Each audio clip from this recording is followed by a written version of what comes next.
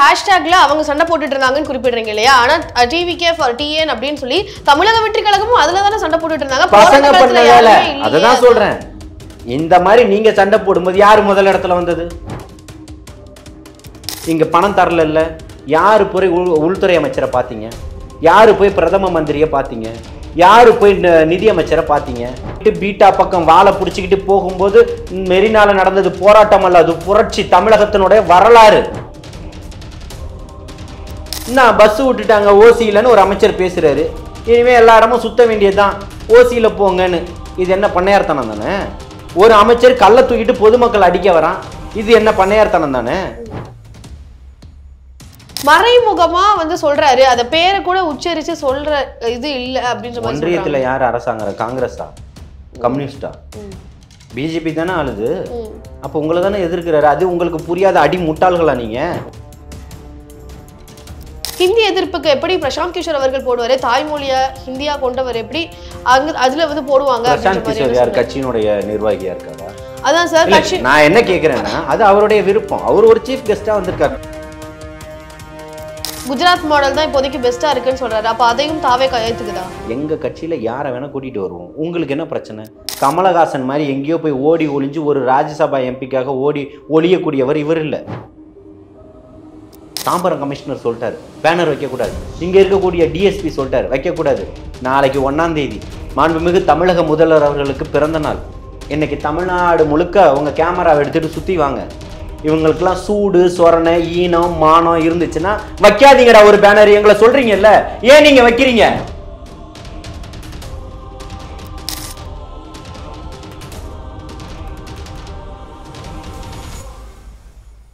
ஜாம்பவான் TV நேயர்களுக்கு வணக்கம். இன்று நம்மோடு இணைந்திருக்கிறார் தாவேகா கட்சியின் ஆதரவாளர் திரு ஜலீல் அவர்கள். வணக்கம் சார். 2ஆம் ஆண்டு தாவேகா கட்சி ஆரம்பிச்சு 2ஆம் ஆண்டு அந்த விழாவை வந்து நேற்று கோலாகலமா கொண்டாடினீங்க. அந்த விழாவில் வந்து பல விஷயங்கள் நடந்தது. அதுல பத்திரிகையாளர்களுக்கு அவமதிப்பு நடத்துற வகையில குமுதம் பத்திரிகையாளரை வந்து தாக்கிட்டாங்க பவுன்சர் ஒருத்தர் அப்படின்ற மாதிரியான சில பேச்சுவார்த்தைகள்லாம் நடந்துட்டு இருந்தது. அந்த ஒரு விஷயமும் காணொலிகள்லாம் நம்மளால பார்க்க முடிஞ்சது. அதை பற்றி உங்களுடைய பார்வை என்ன? ஏன் அந்த மாதிரியான ஒரு விஷயம் அங்க நடந்தது? அதாவது தமிழக வெற்றி கழகத்தினுடைய 2ஆம் ஆண்டு துவக்க விழா நேற்று ரொம்ப விமர்சையாக நடந்தது. தொண்டர்களுக்கு மிகப்பெரிய ஒரு உற்சாகத்தை ஏற்படுத்தியிருக்குது அந்த நிகழ்வில். அதில் வந்து ஒரு சிறு சலசலப்பாக அந்த பத்திரிகையாளர் நண்பர் ஒரு பவுன்சரால் பாதுகாப்பாளரால் தள்ளப்பட்டார் அப்படின்றது செய்திகள் வந்திருந்தது. பத்திரிகையாளர்களை தாக்குறதுலையோ அல்லது அவர்களை அவமரியாதை செய்கிறதுலையோ தமிழக வெற்றி கழகத்துக்கு எந்த உடன்பாடும் இல்லை, அதனுடைய நோக்கமும் இல்லை. தமிழக வெற்றி கழகத்துக்கு மிகப்பெரிய ஒரு தூணாகவும் மிகப்பெரிய ஒரு செய்தியை கொண்டு போகக்கூடிய ஒரு செய்தியாளர்கள் அவர்களுக்கு அவமரியாதை நடத்தணும் அப்படின்றது எந்த ஒரு எண்ணமும் தமிழக வெற்றி கழகத்துக்கு இல்லை. பத்திரிகையாளர்களை எவ்வளோ கண்ணியமாக நடத்துவார் பொதுச் செயலாளர் அப்படின்னு அங்கே வரக்கூடிய அத்தனை பத்திரிகையாளர் நண்பர்களுக்கும் நன்கு அறிந்த ஒரு விஷயம். மேடையில் விழா நடந்துக்கிட்டு இருக்கக்கூடிய சூழல்களில் அங்கே வந்து அத்துமீறி உள்ள நுழைய வந்த ஒருவரை வந்து ஒருத்தர் தடுக்கிறாரு. தடுக்கும்போது அவர் கீழே விழுந்துடுறாரு. இதுதான் நடக்குது. அந்த பவுன்சருக்கு அவர் பத்திரிகையாளர்ன்றதும் தெரியாது. ஆனால் அவர் நடந்து கொண்ட விதத்தை நம்ம ஒருபோதும் ஆதரிக்கலை. அது வந்து வருந்தத்தக்க ஒரு விஷயம்தான். அதுக்கு தமிழக வெற்றி கழகத்தினுடைய சார்பாகவும் என்னுடைய ஆதரவாளர்ன்ற முறையில் சார்பாகவும் அதுக்கு உண்மையான ஒரு வருத்தத்தை நான் தெரிவிச்சுக்கிறேன். அதில் வந்து இதை வந்து ஒரு செய்தியாவோ இதாவோ கொண்டு போகிறதுக்கு இல்லை. அதுக்காக தலைமையிலையுமே அவர்கிட்ட பேசிக்கிட்டு தான் இருக்காங்க. இது வந்து எதிர்பாராத நடந்த ஒரு சிறு சம்பவம் தானே தவிர்த்து பத்திரிகையாளர்களை குறி வச்சு தாக்கணும்னா இப்போ கடந்த ஓராண்டுகளில் அதுக்கு முன்னாடியிலேருந்து எவ்வளவோ பார்த்துட்ருக்காங்க. பத்திரிகையாளர்களுக்கு உரிய மரியாதையும் இடமும் கொடுக்கப்பட்டிருக்குது. அந்த விழா அரங்குக்குள்ளே யாரும் அனுமதி இல்லை. அதை தாண்டி வரும்போது அந்த பாதுகாவலர் அவர் அந்த இருக்கக்கூடிய கதவுக்கு உள்பக்கம் இருந்து கைகளை மட்டும் வச்சு அவரை தள்ளி விடுற மாதிரி ஒரு சம்பவம் நடந்ததாக சொல்லப்படுது. அப்படியே இருந்தாலும் அது யாராக இருந்தாலும் நடந்து கொண்ட விதம் தவறு தான். பத்திரிகையாளர் தாக்கப்பட்டார் அப்படின்றது இதுதான் நடந்தது. மற்றபடி அடிதடியோ அந்த மாதிரி ஒரு கான்ட்ரவர்சியான ஒரு விவாதங்களோ நாங்கள் பத்திரிகையாளர் எங்களை வந்து இப்போ நாங்கள் பத்திரிகையாளரை இப்படி தான் அணுகுமுறை பண்ணுவோம் அப்படின்ற மாதிரியோ நடந்த விஷயம் கிடையாது. யதார்த்தமான ஒரு சூழல்ல நடந்தது தான். அதுக்காக நாம் தமிழக தலைமையினுடைய சார்பாகவும் வருத்தத்தை தெரிவிச்சிருக்கிறாங்க. நம்மளையும் ஆதரவாளன்ற முறையில் அதுக்கான வருத்தத்தை தெரிவிச்சு. நோக்கம் அப்படின்ற மாதிரி யாரும் குறிப்பிடல சார். ஆனால் வந்து அந்த ஆர்கனைஸ் பண்ண விழாவில் பொறுத்த வரைக்கும் அந்த ஈவெண்ட் நடத்தினதே வந்து துபாயிலேருந்து ஒரு மேனேஜ்மெண்ட் வந்து அந்த ஈவெண்ட் நடத்தினதாகவும் அதனால வந்து அது பவுன்சர்ஸ்க்கே வந்து யார் பத்திரிகையாளர்கள், யார் பொதுமக்கள், யார் தொண்டர்கள் அப்படின்ற விஷயமே வந்து தெரியல. அந்த அந்த ஒரு முன் அறிவிப்பு வந்து சரியா ப்ராப்பராக நடத்தலை அப்படின்ற மாதிரி சொல்கிறாங்க. காலையிலேருந்தே நான் அங்கே இருந்தேன்.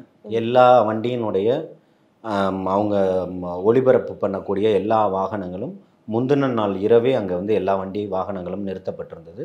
எல்லா பத்திரிகையாளர்களும் இருந்தாங்க. மறுநாள் காலையில் எல்லா பத்திரிகையாளர்களும் வந்தாங்க. பத்திரிகையாளர்கள் எல்லாம் யாரும் தடுக்கலை. இது யதார்த்தமாக நடந்த ஒரு விஷயம் தானே தவிர்த்து இவர்களுக்கு துபாயில இருந்து தான் டீம் வரணும்னா அப்போ தமிழ்நாட்டில் இந்தியாவில் யாருமே இல்லையா? இல்லை சார், அந்த ஈவெண்ட்டை மொத்தமாக அந்த ஃபங்க்ஷனை நடத்த எல்லாம் சொல்லக்கூடியது தான். ஒரு ஈவெண்ட் மேனேஜ்மெண்ட்டு அவர்களுக்கான ஒரு பாதுகாப்புக்காக கொடுக்கப்படுது. அங்கே நின்றுக்கிட்டு இருந்தக்கூடிய அனைத்து பாதுகாவலர்களுமே வந்து இங்கே இருக்கக்கூடிய தமிழ்நாட்டை சேர்ந்தவர்கள் தான். இங்கே சென்னையில் இருந்தவர்கள் தான் அங்கே இருந்தாங்களே தவிர்த்து துபாயிலிருந்து துபாய்க்காரர்களை கொண்டு வந்தால் நடத்தியிருக்கிறாங்க அப்படியெல்லாம் ஒன்றும் கிடையாது. சும்மா கட்சிக்காரர்களும் அவர்களும் எதிராளியும் ஒரு கண்டென்ட் ஒன்று வேணும், பேசுறதுக்கு ஒரு கருத்து ஒன்று வேணும், இதை சொன்னாதான் இன்னைக்கு டைம் லைனில் ஓடும். அந்த மூத்த பத்திரிகையாளர்னு இருக்கிறவங்க, இதை பண்ணணுன்ற நினைக்கிறவங்க, ஆளுங்கட்சிக்கு ஆதரவாக ஜால்ரா அடிச்சுட்டு இருக்கிறவங்க பண்ணக்கூடிய விஷயம்தான் இது. சார், இந்த ஃபங்க்ஷனில் வந்து ப்ராப்பராக ஆர்கனைசேஷன் வந்து இல்லை. தொண்டர்கள் வந்து சாப்பிடும் போது வந்து சாப்பிட்டுட்டு இருக்கும் போதே வந்து சேர் இல்லை, நின்றுக்கிட்டே சாப்பிட்ற மாதிரியான சூழல்லாம் இருந்தது. அந்த மாதிரியான காணொலிகளும் பார்க்க முடிஞ்சுது. ஸோ ப்ராப்பர் ஆர்கனைசேஷன் இல்லை அப்படின்ற அந்த விமர்சனத்தை எப்படி பார்க்குறீங்க? மக்கள் யாராவது சொன்னாங்களா? இல்லை சார், மக்களுக்கே நேரடியாக அந்த ஒரு காணொலியில் பார்க்க முடிஞ்சுது. யாரும் குறை சொல்லியிருக்க மாட்டாங்க. 2:30க்கெல்லாம் எல்லாருமே சாப்பிட்டு முடிச்சு பந்தி வச்ச ஊழியர்கள் வரைக்கும் சாப்பிட்டுட்டாங்க. மதியம் 2:30க்கு. புரியுதுங்களா? சும்மா வந்து ஏதோ ஒரு தகவல் அப்படின்றதுக்காக ஒரு கல்யாண வீட்டுக்கு போனீங்கன்னா கூட 2 பந்திக்கு பின்னாடி சேர் பின்னாடி ஆள் நின்றுட்டு இருப்பாங்க. சேர் இல்லாம போனதுக்கு காரணம் என்னன்னு கேட்டீங்கன்னா, விழா அரங்கில் அதிகப்படியான கூட்டங்கள் வந்துருச்சு. பெண்கள் எல்லாம் நின்றுக்கிட்டு இருந்தாங்க. அதை பார்த்த பொதுச் செயலாளர் அவர்களே நேரடியாக வந்து சாப்பாடு டேபிளுக்கு போடப்பட்டிருந்த எல்லா சேர்களையும் அவரே எடுத்துகிட்டு வந்து போட்டாருன்றத எல்லா பத்திரிகையாளர்களுமே காட்டியிருப்பாங்க. நேற்று செய்திகளில் நீங்கள் பார்த்துருக்கலாம். அங்கே பெண்கள் யாரும் நிற்கக்கூடாதுன்ற ஒரு எண்ணத்தில் அங்கே இருந்த நாற்காலிகள் உள்ளே கொண்டு வந்து போடப்பட்டது. பெண்கள் எல்லாம் அமர வைக்கப்பட்டாங்க. கண்ணியமான முறையில் தான் எல்லாத்தையுமே வந்துட்டாங்க. சேர் இல்லை நின்றுட்டு போட்டுன்னு அவர் விழா மேடையில் உட்காந்துக்கிட்டு இல்லை. அவர் வந்து யார்கிட்டயோ ஒருத்தட்ட சொல்லி அதை போய் பாருன்னு சொல்லலை. தானே இறங்கி வந்து இருக்கக்கூடிய எல்லா நாற்காலிகளும் எடுத்துகிட்டு வர சொல்லி அவரே போட்டு உட்காருங்கன்னு அவரே சொன்னதை எல்லா தொலைக்காட்சிகளுமே நீங்கள் ஒளிபரப்பு பண்ணியிருக்கு. புரியுதுங்களா? அதனால மிகுந்த கண்ணியத்தோட தான் எல்லாருமே ப்ராப்பரான ஒரு ஆர்கனைசேஷன் இல்லைன்னு சொல்கிறீங்க இல்லையா? அது முற்றிலும் தவறான ஒரு தகவல். எல்லா தொலைக்காட்சிகளும் எல்லா ஊடகங்களும் அதை பதிவு பண்ணியிருக்கு. எவ்வளோ கண்ணியப்படுத்தி இருக்கிறாருன்றதை தெளிவாக பார்க்கலாம். பொதுச் செயலாளர் இரவு முழுக்க தூக்கம் இல்லாமல் அங்கே நின்றுருக்கிறாரு. மறுநாள் காலையில இருந்து எல்லாத்தையுமே கண்காணிச்சுக்கிட்டு இருக்கிறாரு. வரக்கூடிய தொண்டர்களுக்கு அறிவுறுத்தப்படுத்தப்பட்டபடி எல்லாருமே விழா அரங்குக்கு எல்லாருமே வந்திருக்கிறாங்க. குறிப்பிட்ட நேரத்தில் விழா தொடங்கியிருக்கு, விழா முடிஞ்சிருக்கு. அதை தாண்டி வந்ததுக்கப்புறம் அவரே தான் கையால் போய் நின்று பரிமாறி இருக்காரு. அங்கே போடப்பட்ட நாற்காலிகள் இங்கே வரணும். அந்த வரத்துக்கான இடைவெளியில் யாராவது ஒருத்தர் நின்றுக்கிட்டு சாப்பிட்ருந்துருக்கலாம், இல்லை சில பேர் சாப்பிட்ருக்கலாம். அது தவிர்க்க முடியாத ஒரு விஷயமா தான் இருக்கும்.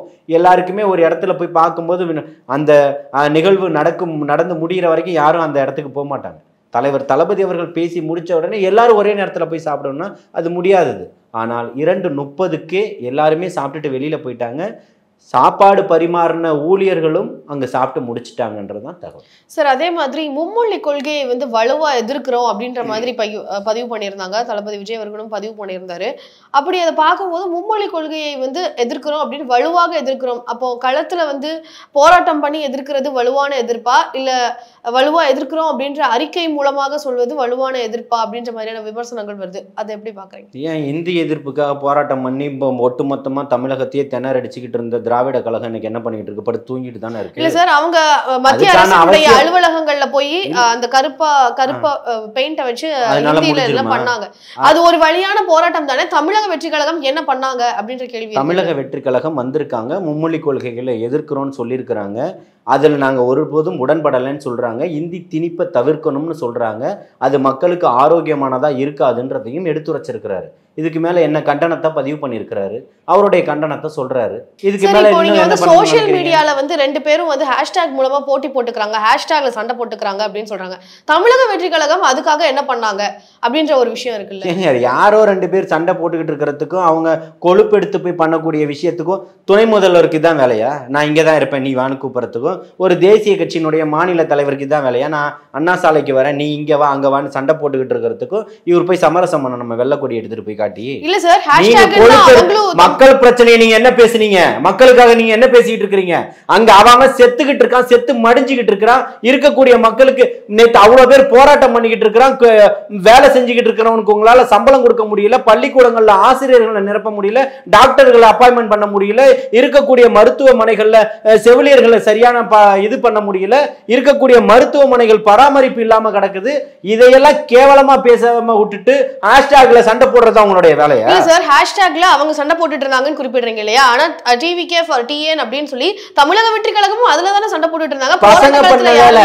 அததான் சொல்றேன். இந்த மாதிரி நீங்க சண்டை போடும்போது யாரு முதல் இடத்துல வந்தது? அத பதில் சொல்லுங்க. நீங்க ரெண்டு பேரும் காமெடி பண்ணிக்கிட்டு இருக்கிறீங்க.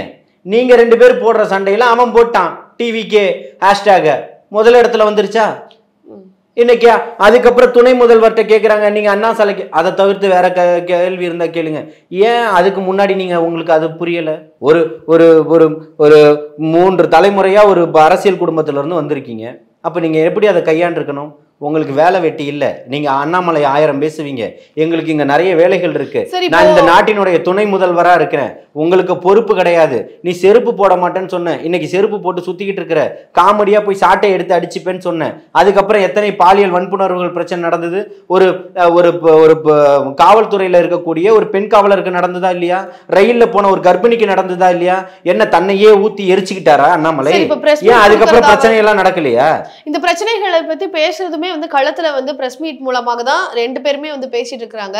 அப்படி பார்க்கும்பொழுது இந்த பிரச்சனைக்காக இப்போ திமுக தரப்புல இருந்து மத்திய பிரச்சனை பேசினாங்க, பெண் காவலருடைய பாலியல் பிரச்சனை பேசினாங்க, ரயில்ல போன பிரச்சனைகளை பத்தி பேசிட்டு இப்போ இங்க ஒரு உயிர் போகுதுங்க. என் தங்கச்சி போறா ரயில்ல, கர்ப்பிணியா இருக்கிறா, அவளை தள்ளி கொடுமை பண்ணி இந்த மாதிரி நாசம் பண்றீங்க. ஒரு பெண் காவலரா இருக்கிறாங்க, அந்த சகோதரிக்கு ஒரு ஒரு மிகப்பெரிய ஒரு பாலியல் வன்புணர்வு நடக்குது. நீங்க அதை பத்தி கேட்காம ஹேஷ்டேக்ல சண்டை போட்டுக்கிட்டு இருந்தா நீங்க காமெடி. அப்போ விளையாட்டுத்துறை அமைச்சர் இன்னும் விளையாடிக்கிட்டு தான் இருக்கீங்களா?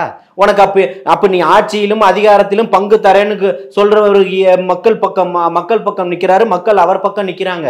நீ என்ன பண்ணிக்கிட்டு இருக்கிற? நீ எந்த போராட்டத்துல முன்னெடுத்த வந்த? உனக்கு என்ன அரசியல் அனுபவம் இருக்கு? மும்மொழி கொள்கையை ஏற்காதனால நிதி தர முடியாது அப்படின்னு சொன்னதுனால வந்த வாக்குவாதம் அது. அந்த வாக்குவாதத்துல பிரஸ் மீட்ல ரெண்டு பேரும் கபட நாடகம் பண்ணாங்க. தாவேகா என்ன பண்ணாங்கன்றத ஒரு கேள்வியா இருக்கு. எப்படி பணம் இவங்க வாங்கணும், இவர்கள் ஆட்சி பண்ணுவாங்க, பணம் தரணும், அவர்கள் ஆட்சி பண்ணுவாங்க. இதுல தாவேகா என்ன பண்ண முடியும்? இல்ல அத வந்து மக்கள் மத்தியில களத்துல வந்து போராட்டம் பண்ணாங்களா? இல்ல எந்த மாதிரியான போராட்டம் நடத்துறாங்க? என்ன பண்ணணும்? என்ன போராட்டம் நடத்தணும்? என்ன எதிர்பார்க்கறாங்க மக்கள்? யாரும் எதிர்பார்க்கல. மக்கள் இவர்கள் ரெண்டு பேரும் கயவர்கள்னு முடிவு பண்ணிட்டாங்க. நாடக நடிப்புல மேலோங்கி இருக்கிறாங்க. இங்க பணம் தரல இல்ல. யாரு போய் உள்துறை அமைச்சரை பாத்தீங்க? யாரு போய் பிரதம மந்திரியை பாத்தீங்க? யாரு போய் நிதி அமைச்சரை பாத்தீங்க? கல்வித்துறையினுடைய அமைச்சரை போய் யார் சந்திச்சீங்க? தர்மேந்திர பிரதான போய் யார் போய் சந்திச்சிங்க? கேட்டிங்களா? ஏன் உங்கள்கிட்ட மற்றதுக்கெல்லாம் ஓடுவீங்க? செந்தில் பாலாஜிக்கு பதவியேற்புக்கு ஓடுறீங்க, பொன்முடி வீட்டில் பிரச்சனை ஓடுறீங்க, துரைமுருகன் வீட்டில் பிரச்சனை ஓடுறீங்க, மகனுக்கு துணை முதல்வர் பதவியேற்று வைக்கணும் ஓடுறீங்க. இதுக்கு உங்களுக்கு நேரம் இல்லையா? இதுக்கு நேரம் இல்லையான்னு கேட்குறேன். மாநிலத்துக்கு வர வேண்டிய பணம் வரலன்னு சொல்லிக்கிட்டு இருக்கிறீங்க. வரலன்னு சொல்லிட்டு இதுக்கெல்லாம் போன உங்களுக்கு இன்னைக்கு கடிதம் தான் எழுதுவீங்களா?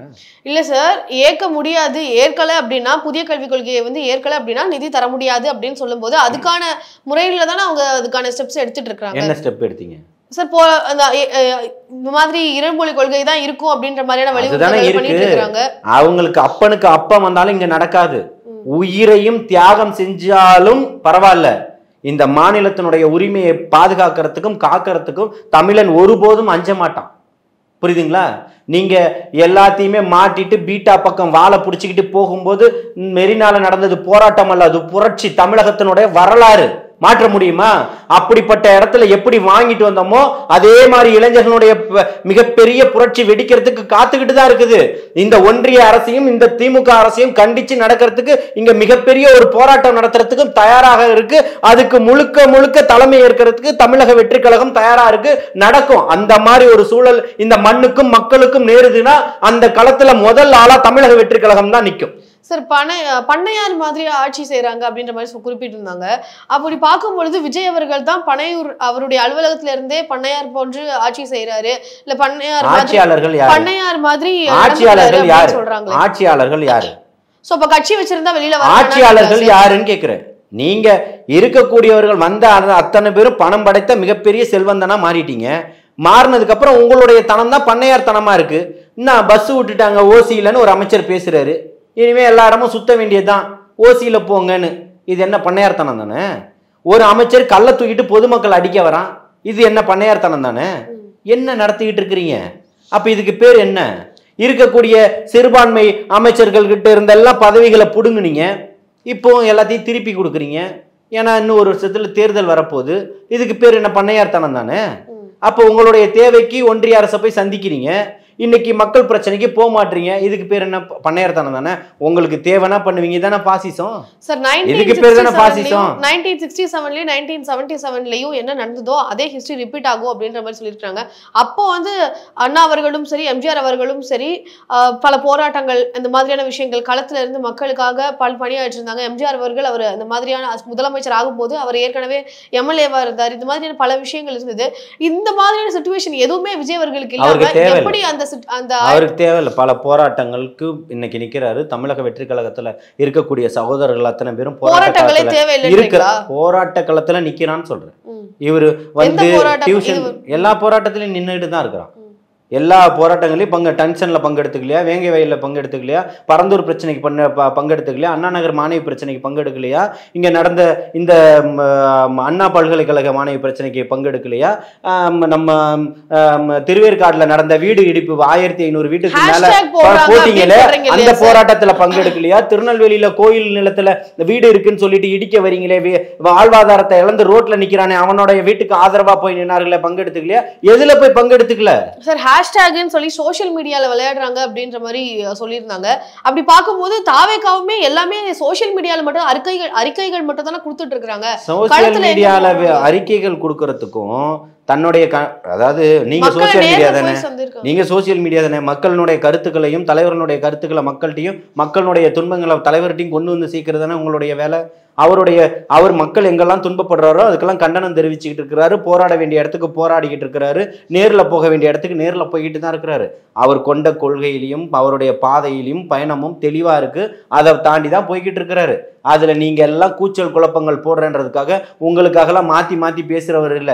பிஜேபி காரனை போலவும் திமுக காரனை போலவும் பேசக்கூடியவர் கிடையாது. சரி, எதுவுமே வெளிப்படையா பேசல. இப்ப திமுகவையோ இல்ல பாஜகவையோ விமர்சிக்கிறாரு அப்படின்றது மறைமுகமா வந்து சொல்றாரு. அத பேரை கூட உச்சரிச்சு சொல்ற இது இல்ல அப்படின்ற மாதிரி. ஒன்றியத்துல யார் அரசாங்கம்? காங்கிரஸா? கம்யூனிஸ்டா? பிஜேபி தானே ஆளுது. அப்ப உங்களை தானே எதிர்க்கிறாரு. அது உங்களுக்கு புரியாத அடி முட்டாள்களா நீங்க? தமிழகத்துல நம்மளதான் திட்டுறான்னு உங்களுக்கு தெரியாதா? எங்க பேரை சொல்லல, பேரை சொல்லனா வா சொல்றோம், நாங்க தான் சொல்றோம், திமுக தான் குறிப்பெடுத்துக்கங்க. சரி, இப்போ நீங்க சொல்றீங்க தலைவரா இருக்கிற விஜய் அவர்கள் அதுதாங்க. இது என்னங்க? இதுக்கு மேல என்ன? ஆளக்கூடியவர்கள் சொல்றாரு. ஆளக்கூடியவர்கள் யாரு? திமுக தானே இங்க ஆண்டுகிட்டு இருக்கு.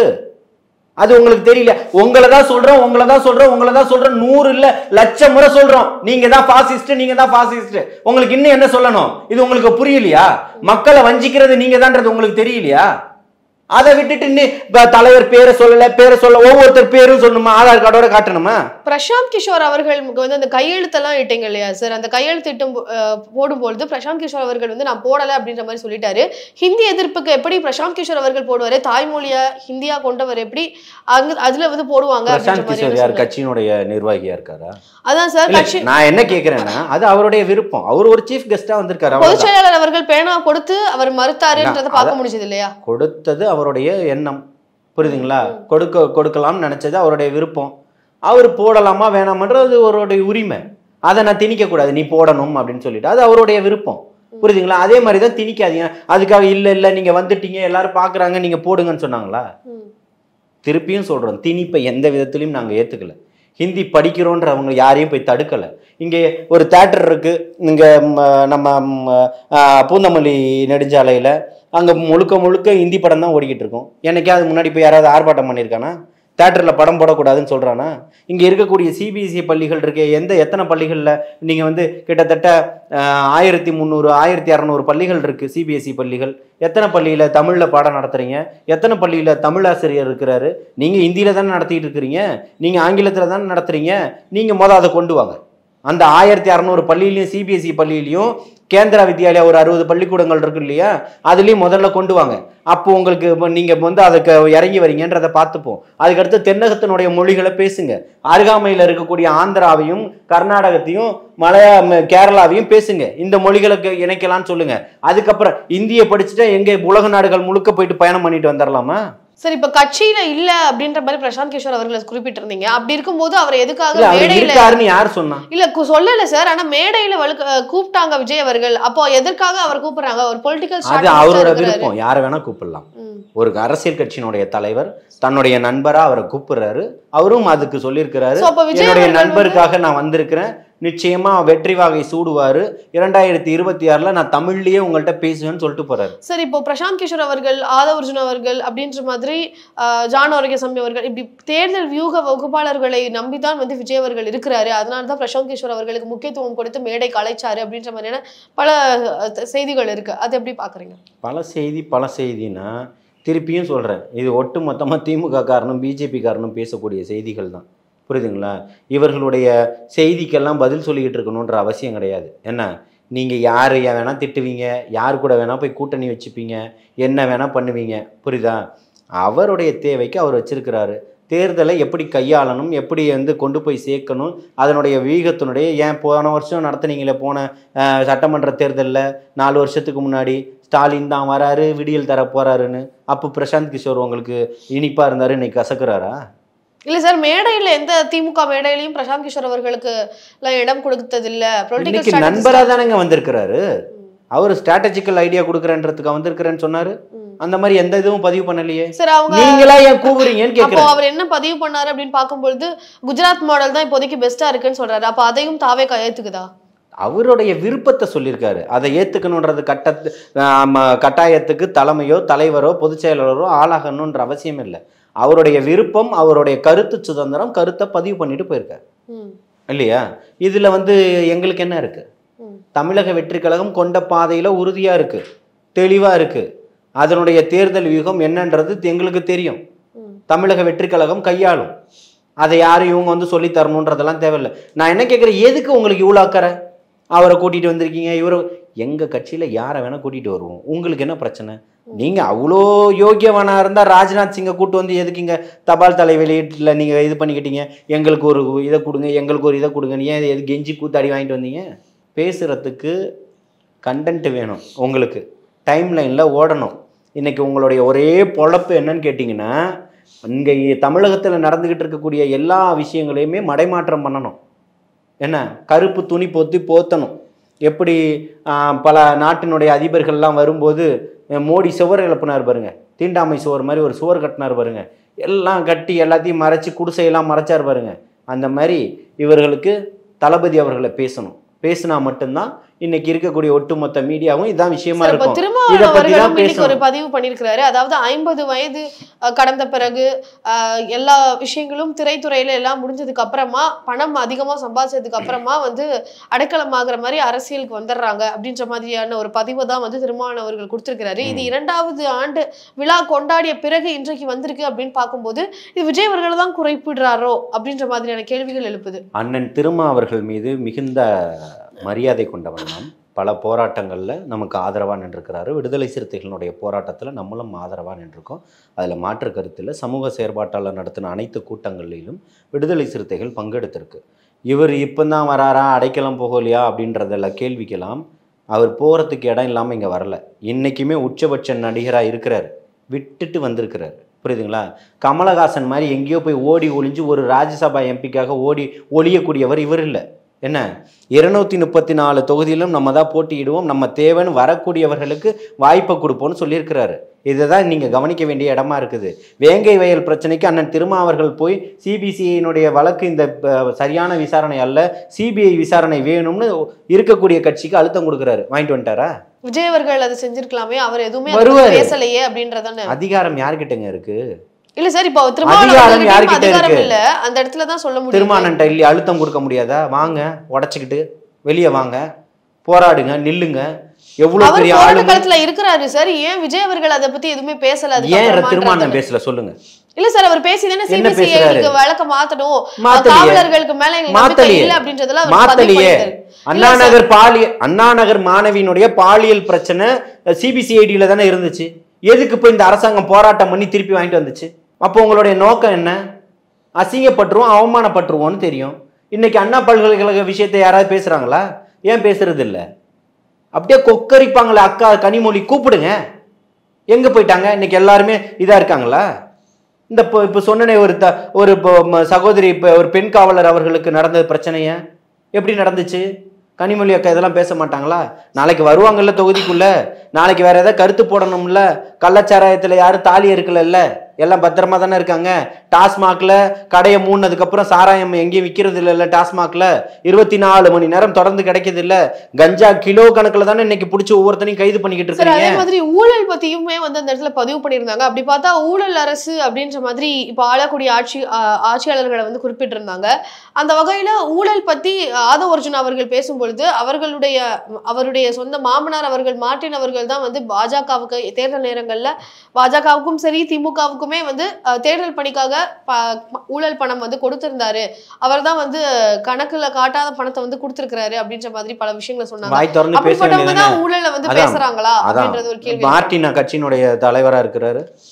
இல்ல சார், அது நான் என்ன கேக்குறேன்னா, அது அவர் சொந்தம்ன்றதுனால குமரி ஆனந்தன் கூட தான் காங்கிரஸ்காரரு பிஜேபியில உட்கார்ந்து தாமரை மலர்ந்துரும் இந்த அக்கா குதிச்சுக்கிட்டே இருந்தாங்களே, மலர்ந்துருச்சா? ஒண்ணுக்கு ரெண்டு மாநிலத்தினுடைய கவர்னரா இருந்தாங்க, இன்னைக்கு அட்ரஸே இல்லாம கிடக்குறாங்களா அக்கா? ஏன் கொடுக்கல? பாசிஸ்ட்னு ஆரம்பத்துல இருந்தே சொல்லிக்கிட்டு இருக்கோம். அக்கா ஒரு இது போட்டு திருப்பூர்ல ஒரு பெரிய கூட்டத்தை ஏற்பாடு பண்ணி நாடாளுமன்ற தேர்தல் 18 தொகுதிகள் வென்றே தீர்வோம் சொன்னாங்களே, என்ன ஒரு கவுன்சிலர் கூட வேலை இல்லையே. எங்க வெண்டீங்க? அதிமுகவுக்கு வால் பிடிச்சிட்டு போய் தான் இந்த 5 சீட்டுமே வாங்கி வச்சிருக்கிறீங்க. அப்ப இந்த ஊழலை பத்தி பேசுறவங்க பேசுங்க. இதுக்கும் சகோதரர் ஆதவ அர்ஜுனாவுக்கும் என்ன சம்பந்தம் இருக்கு? என்ன சம்பந்தம் இருக்கு? எல்லாத்தையும் திராவிட கட்சிகளை எதிர்த்து தானே பேசிக்கிட்டு இருக்கிறார் சீமான்.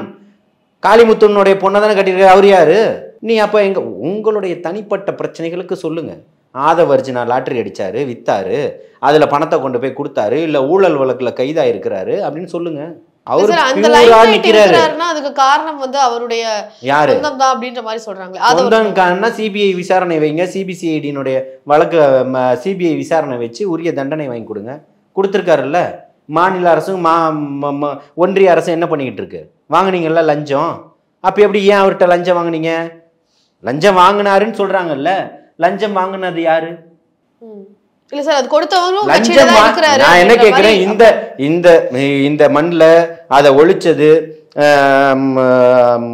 அதிமுகவினுடைய பொதுச் செயலாளராக இருந்து மறைந்த அம்மையார் தானே அதை ஒழிச்சாங்க. ஒழித்தார்களா இல்லையா லாட்டரிய? இன்னைக்கு இல்ல, இந்த 25 ஆண்டுகளா இல்ல, அதுக்கு முன்னாடி இல்லை அவங்க வரும்போது. இப்போ இன்னைக்கு அதை கொண்டு வந்து பேசுறீங்களா? இத்தனை நாள் என்ன பண்ணிக்கிட்டு இருந்தீங்க? அப்போ திமுகவுக்கு எலெக்ஷன் ஸ்ட்ராட்டஜிக்கல் ஒர்க் பண்ணி கொடுத்தாருல, அப்போ தெரியலையா உங்களுக்கு? அவரு அன்னைக்கு சர்க்கரையா இருந்தது, இன்னைக்கு வேப்பம்பூவா மாறிடுச்சான்னு கேட்குறேன். ஓகே சார், அதே மாதிரி விஜய் அவர்களை பார்த்து இப்போ முதல்வர் வந்து காப்பி அடிக்கிறாரு அப்படின்ற மாதிரி அவருமே இப்போ ரசிகர் ஆயிட்டாரு அப்படின்ற மாதிரிலாம் பதிவிட்டு இருந்தாங்க.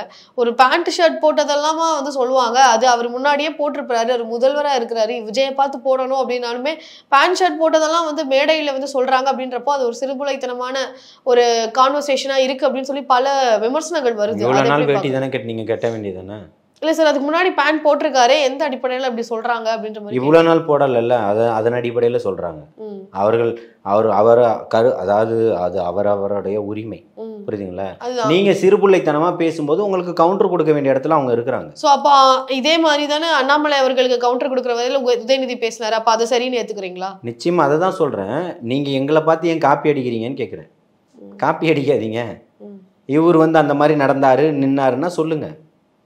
இங்க திருப்பியும் சொல்ற, மாற்றத்திற்கான ஒரு தலைவராக வந்திருக்கிறாரு, மக்களுக்கான ஒரு தலைவராக வந்திருக்கிறாரு. மக்கள் அத்தனை பேரும் இன்னைக்கு அவர் பக்கம் நிற்கிறான்றது மாற்று கருத்தே இல்லாமல் இருக்குது. உங்களுடைய வேலை யாரெல்லாம் போஸ்டர் ஓட்டுறாரோ போஸ்டரை பிடிச்சி கிழிக்கிறது, உங்களுடைய வேலை யாரெல்லாம் பேனர் வச்சிருக்கிறோ பேனர்லாம் பிளேடு போடுறது. நேற்று 40 பேனரை கிழிச்சிருக்கீங்க பிளேடு போட்டு. ஒருத்தனும் கஷ்டப்பட்டு உழைச்சி அவனுடைய வருமானத்தில் வர காசு தளபதிக்காக செலவு பண்ணுறான், தலைவரை வரவேற்கிறான், பேனர் வைக்கிறான். உங்களுக்கு என்ன பிரச்சனை? உங்களை மாதிரி கோடி கோடியாக கொள்ளடிச்சு இருக்கிறவன்லாம் இடத்தெல்லாம் பிடுங்கி வச்சுக்கிட்டு இருக்கிற இடத்தெல்லாம் மடக்கி வச்சுக்கிட்டு பிளாட்ஃபார கடைகள்லாம் பணத்தை வாங்கி வசூல் பண்ணிக்கிட்டு இருக்கக்கூடிய வட்டச் செயலாளர்கள் எல்லாம் தெருவில் இருக்கக்கூடிய பூ விற்கிறவங்கள்ட்டையும் பழம் விற்கிறவங்கள்ட்டையும் பானிபூரி கடை போட்டிருக்கிறவன்ட்டையும் தெரு ஓரத்தில் மக்காச்சோளம் விற்கிறவன்ட்டையும் காசு வாங்கி திங்கிறீங்கல்ல, அந்த மாதிரி இங்கே எவனும் கிடையாது.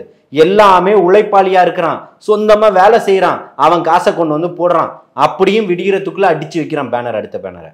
என்ன நீங்க இவ்வளோ பேனர் வைக்கக்கூடாது, காவல்துறை நெருக்கடி. என்ன தாம்பரம் கமிஷனர் சொல்லிட்டாரு பேனர் வைக்கக்கூடாது, இங்க இருக்கக்கூடிய டிஎஸ்பி சொல்லிட்டாரு வைக்கக்கூடாது. நாளைக்கு 1ஆம் தேதி மாண்புமிகு தமிழக முதல்வர் அவர்களுக்கு பிறந்த நாள். இன்னைக்கு தமிழ்நாடு முழுக்க உங்க கேமராவை எடுத்துட்டு சுத்தி வாங்க. இவங்களுக்கெல்லாம் சூடு சொரணை ஈனம் மானம் இருந்துச்சுன்னா வைக்காதீங்கடா ஒரு பேனர். எங்களை சொல்றீங்கல்ல, ஏன் நீங்க வைக்கிறீங்க? உங்களுக்கு வந்தா அப்போ என்ன ரத்தம், இங்க வந்தா தக்காளி சட்னியா? நீங்க சொல்லக்கூடியது எல்லாத்தையும் அடிச்சு நொறுக்கிடுவானுங்க. அத்தனை பேனரையும் பார்த்துக்கிட்டு இருக்கீங்களா? பேனர்ல கை வைக்கிறீங்க. அவன் ரத்தத்தை வேர்வையா சிந்தி சம்பாதிச்ச காசு உங்களை மாதிரி ஊரை அடிச்சு உலையில போட்டு சம்பாதிச்சவன் நினைச்சிட்டு இருக்கீங்களா? ஓகே சரி, இரண்டாவது தாவேகா கட்சி ஆரம்பிச்சு 2 ஆண்டுகள் நிறைவடைந்த நிலையில அந்த விழாவை குறித்து வந்த விமர்சனங்களை பத்தி எங்ககிட்ட பகிர்ந்துகிட்டதுக்கு ரொம்ப நன்றி. வாழ்த்துக்கள்.